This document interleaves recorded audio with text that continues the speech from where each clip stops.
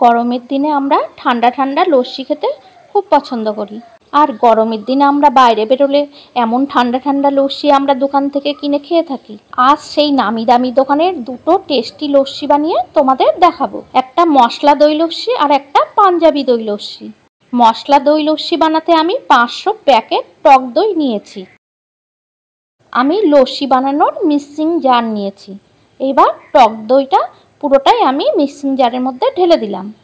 তোমরা এখানে ঘরে পাতাও টক দই ব্যবহার করতে পারো। এবার দইয়ের মধ্যে আমি দিয়ে দিচ্ছি 4 চামচ চিনি। তোমাদের স্বাদ অনুযায়ী তোমরা চিনি দিয়ে নেবে। দিয়ে দিলাম পরিমাণ মতন বিট লবণ। তোমরা বিট লবণটা অবশ্যই দেওয়ার চেষ্টা করবে। দিয়ে দিলাম পরিমাণ মতন সাদা লবণ। দিয়ে দিলাম কিছুটা বরফের টুকরো। দিয়ে দিলাম 1 চামচ গোলাপ জল।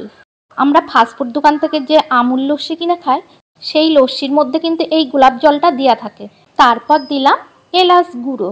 এবার 1 মিনিট আমি ব্লেন্ড করে নেব। আর যাদের বাড়িতে লস্যি ব্লেন্ডার নেই তারা কিভাবে বানাবেন, তোমরা তারা ছোট একটা এমন হাঁড়ি নেবে আর ডাল ঘোটা এমন একটা কাটা নেবে আর দইয়ের সাথে সবকিছু হাঁড়ির মধ্যে দিয়ে এইভাবে 5 মিনিট ঘোরাবে, দেখবে লস্যি রেডি হয়ে যাবে। লস্যিটা আমি ব্লেন্ড করে নিয়েছি। এবার দুটো গ্লাসে আমি ঢেলে নেব। লস্যিটা বানানোর সময় আমি কিছুটা দই তুলে রেখেছিলাম। এবার সেই তুলে রাখা দইটা আমি লস্যির ওপর দিয়ে দেব। তোমরা লস্যির ওপর 2 চামচ দই দিয়ে দেবে। আমার রেসিপিগুলো যদি তোমাদের পছন্দ হয় তাহলে প্লিজ একটা লাইক করে দিও। আর কেমন রেসিপি তোমরা দেখতে চাও আমাকে একটা কমেন্ট করো। আর আরও নতুন নতুন রেসিপি দেখার জন্য আমার চ্যানেলটি সাবস্ক্রাইব করে বেল আইকনটি বাজিয়ে রেখো। আর এই লস্যি দুটো তোমরা বাড়িতে অবশ্যই ট্রাই করে দেখো। আশা করি খেতে তোমাদের অবশ্যই ভালো লাগবে। এবার ওপর দিয়ে একটু চাট মশলা ছড়িয়ে দিলাম। বড় বড় লস্যির দোকানে কিন্তু ঠিক এইভাবেই লস্যিটা তৈরি করে। নামি দামি দোকানের মতন আমার মশলা দই লস্যি রেডি হয়ে গেছে। এবার পরিবেশন করার পালা। এবার পাঞ্জাবি লস্যি বানিয়ে তোমাদের দেখাবো। আমি আগে থেকেই 10টা আমন্ড আর 10টা কাজু বাদাম ভিজিয়ে রেখেছি।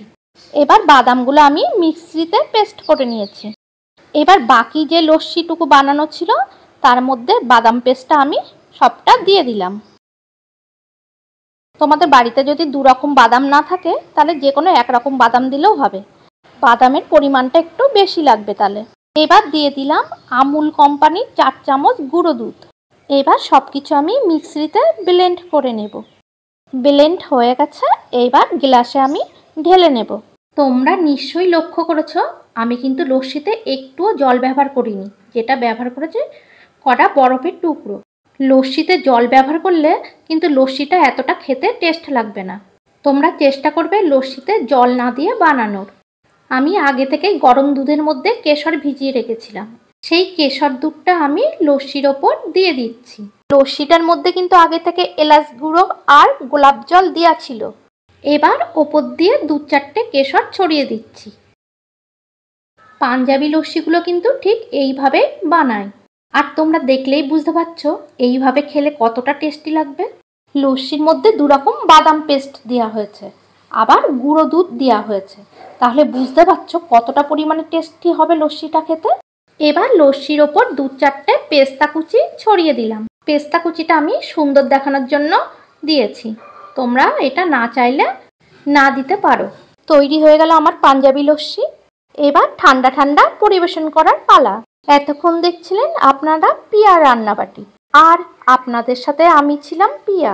এই গরমে আপনারা সবাই সাবধানে থাকুন, সুস্থ থাকুন, নিজের খেয়াল রাখুন।